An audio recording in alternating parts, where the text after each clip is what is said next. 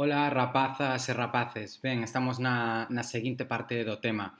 Se lembrade, estamos a analizar a arte do Renacemento e vimos un pouco unha introdución sobre as características xerais deste estilo e agora o que imos é a descender un pouco nas diferentes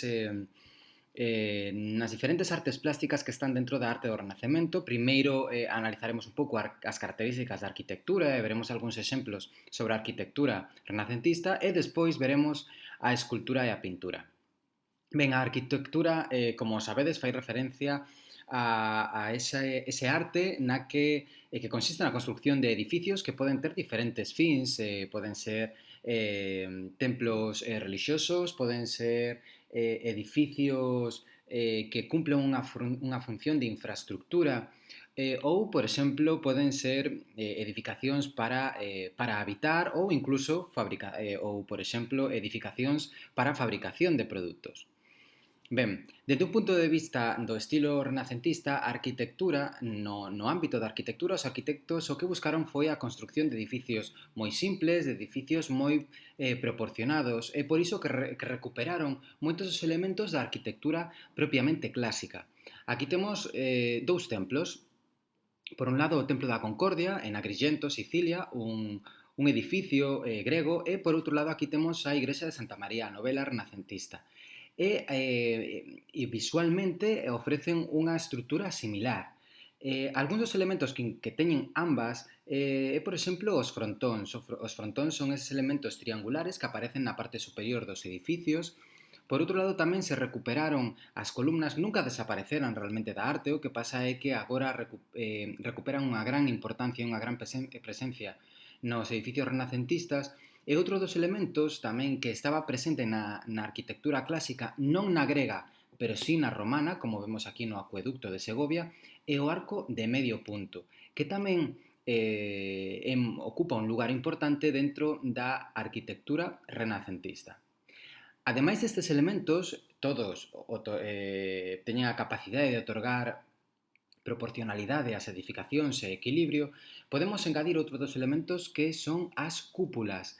As cúpulas son propias da arquitectura romana, son formas semicirculares que integran a parte da cuberta dos edificios, é dicir, da parte superior. Aquí temos un dos exemplos máis significativos das cúpulas clásicas, é o Panteón da Agripa, que se atopa en Roma, construído no século I a.C. É un dos edificios antigos mellor conservados. Ben, esta cúpula que vemos aquí serviu de inspiración para as cúpulas renacentistas, como neste caso a cúpula de Santa María di Fiori do século XV.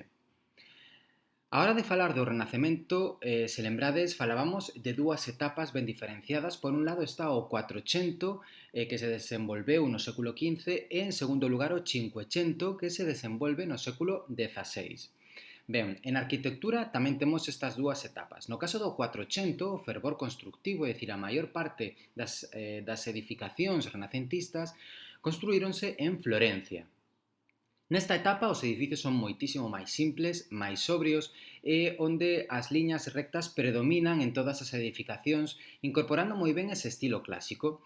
Como a representante desta etapa do 400 temos a Brunelleschi, foi o que deseñou a cúpula de Santa María di Fiori en Florencia, construída no século XV. Temos que ter en conta que o resto do edificio é un edificio gótico, o que pasa é que lle faltaba acabar a parte da cúpula. E Brunelleschi o que decidiu foi deseñar precisamente esta cúpula copiando e emulando a esa cúpula do Panteón da Agripa.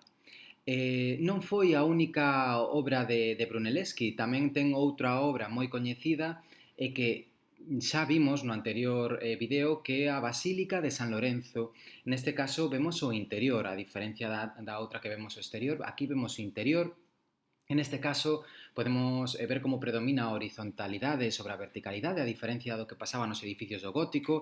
Vemos diferentes elementos clásicos, como por exemplo as columnas e tamén os arcos de medio punto, e ao final o que lle otorgan a esta edificación é un maior equilibrio e tamén bastantes elementos moi simples.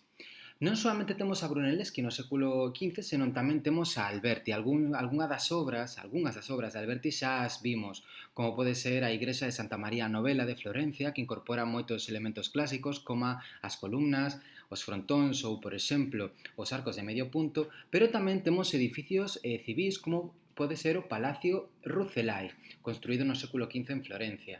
E moitos burgueses e tamén a nobreza que antigamente vivía en castelos comezaron a demandar a construcción de pazos dentro das cidades, incorporando este estilo renacentista máis simple. A segunda etapa da arquitectura corresponde coa etapa do Cinquecento. Neste momento, o fervor constructivo trasládase e céntrase sobre todo na cidade de Roma e sobre todo a construcción céntrase nos edificios que construíron os papas neste momento.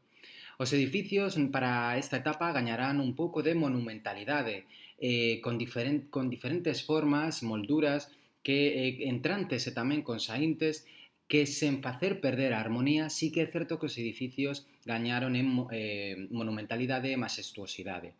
Un exemplo, un dos principais arquitectos desta época é Bramante.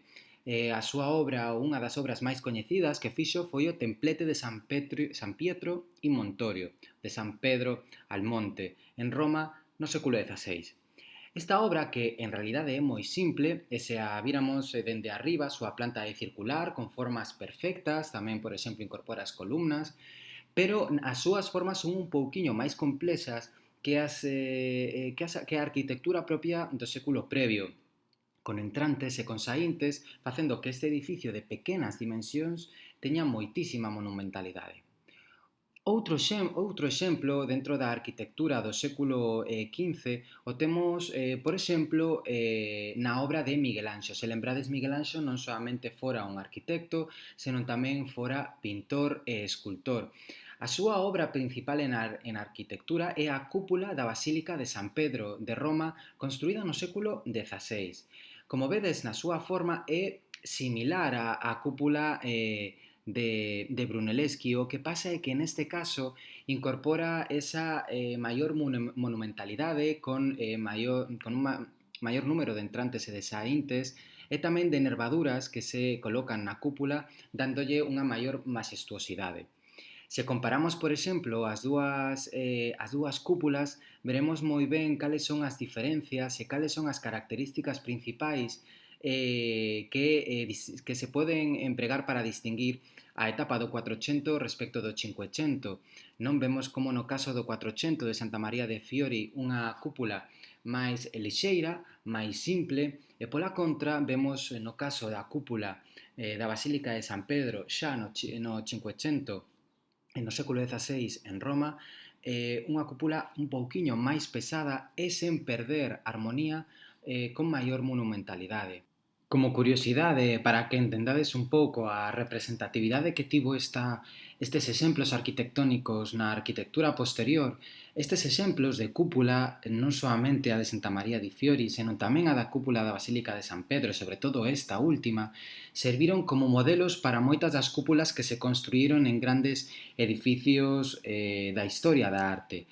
Aquí vos puxen dous exemplos, pero a verdade hai moitos, e se vos fixades, son cúpulas moi similares á cúpula da Basílica de San Pedro. Por un lado temos a Catedral de San Pablo de Londres e por outro lado un dos edificios máis coñecidos dos Estados Unidos, que é o seu Capitolio. Simplemente para que teñades en conta a importancia deste estilo, as referencias que marcaron incluso para estilos moi posteriores, pois ningún dos edificios que temos aquí son realmente edificios renacentistas.